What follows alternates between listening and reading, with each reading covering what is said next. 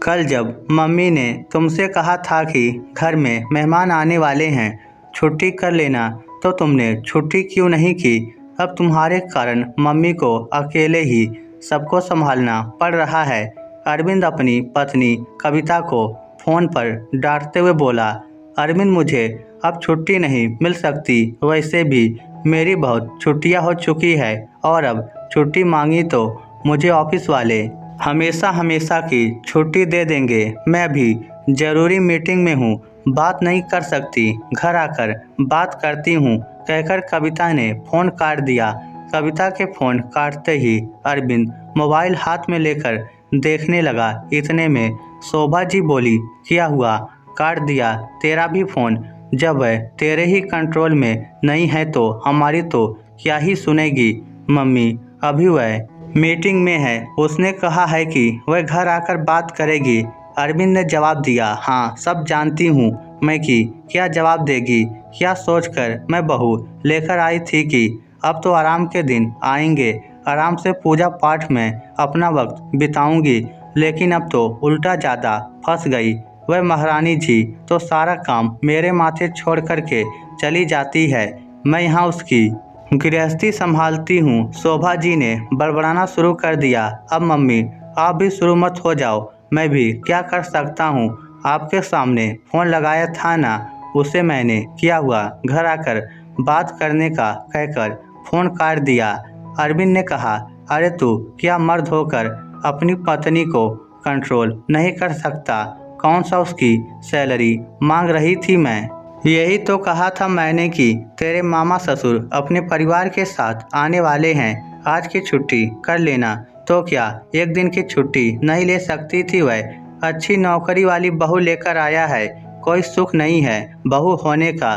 शोभा जी अरविंद पर बिगड़ते हुए बोली, मम्मी आए दिन 30 त्योहारों के लिए तो आप छुट्टी करवा ही लेते हो और जब तक हो सका उसने छुट्टी भी ली, लेकिन अब जब आपको पता है कि कविता को छुट्टी बार बार नहीं मिल सकती तो मामा जी को संडे को बुला लेती ना। अरविंद ने कहा, हाँ तू बताएगा मुझे कि मुझे मेरे परिवार वालों को कब बुलाना और कब नहीं। अपनी पत्नी को तो समझा नहीं सकता, यहाँ मेरे सिर पर चढ़कर नाच रहा है। शोभा जी ने कहा, आपको बनाने की भी क्या ज़रूरत है, आप कहो तो मैं बाहर से खाना ऑर्डर कर देता हूँ। अरविंद ने कहा, नहीं बेटा, मैं अकेले ही सब कुछ कर लूँगी, अभी भी हाथ पैर चलते हैं मेरे। तेरी पत्नी को तो खाना बनाकर देने में जोर आता है, रिश्तेदारों को खिलाने में रोना आता है।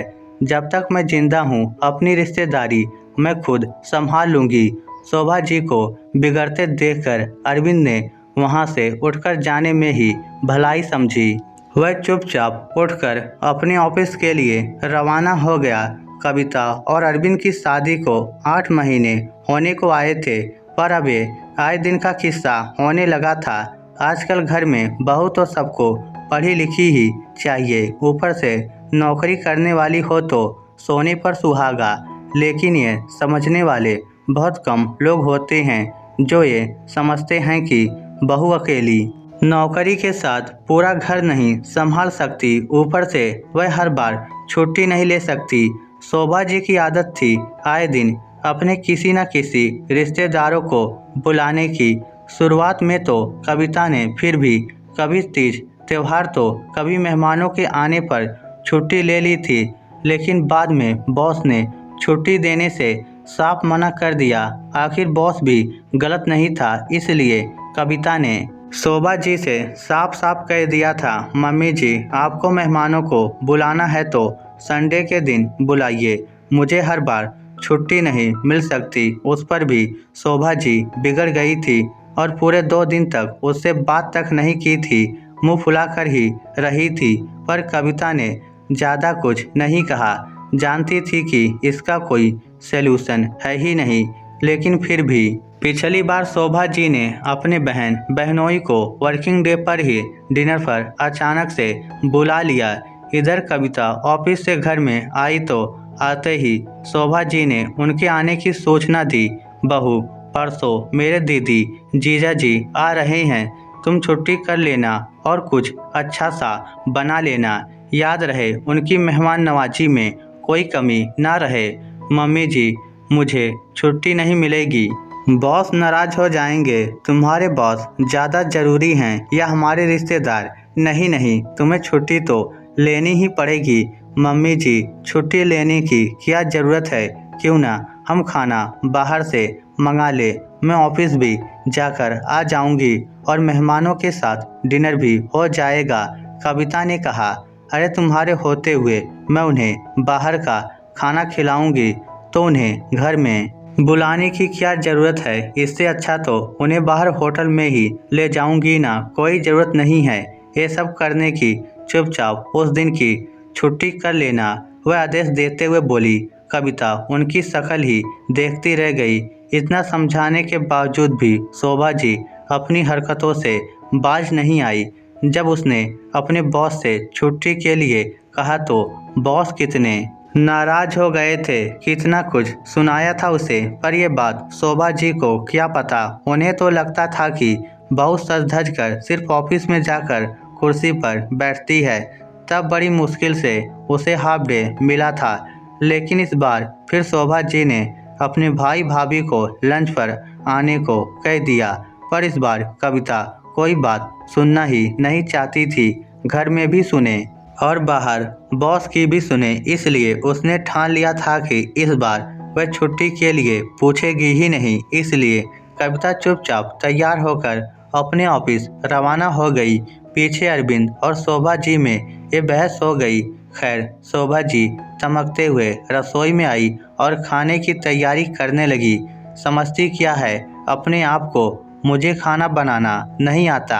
अरे ऐसा खाना बनाऊंगी कि सब लोग उंगलियां चाटते रह जाएंगे। पर उन्होंने 8 महीने से खाना तो बनाया ही नहीं था। बहू के आने के बाद तो वह रसोई से बिल्कुल फ्री हो चुकी थी। पहले रसोई अपने अनुसार रखती थी, लेकिन अब तो रसोई बहू के अनुसार थी। तो कौन सा सामान कहाँ था वह उन्हें समझ ही नहीं आ रहा था। ऊपर से खाने में क्या बनाए ये सोचने में ही काफ़ी देर लग गई। काम करने की आदत तो छूट ही चुकी थी। समझ में कुछ आ नहीं रहा था। वह आधे घंटे रसोई में ऐसे ही खड़ी रही। खाने का डिसीजन तो कुछ नहीं हुआ, लेकिन मन ही मन पछताने लगी कि क्यों अरविंद को मना कर दिया बाहर से ऑर्डर करने के लिए। जब काफ़ी समय यूं ही सोचने में बीत गया तो उन्होंने अरविंद को फ़ोन लगाया और उसे बाहर से खाना ऑर्डर करने को कहा। खैर, अरविंद ने खाना ऑर्डर कर दिया और इधर मामा जी का परिवार आकर लंच कर भी गया। शाम को जब कविता घर आई तो शोभा जी ने उससे कोई बात नहीं की। उन्हें लगा कि कविता उनके पास आएगी, उन्हें मनाएगी, लेकिन ऐसा कुछ नहीं हुआ।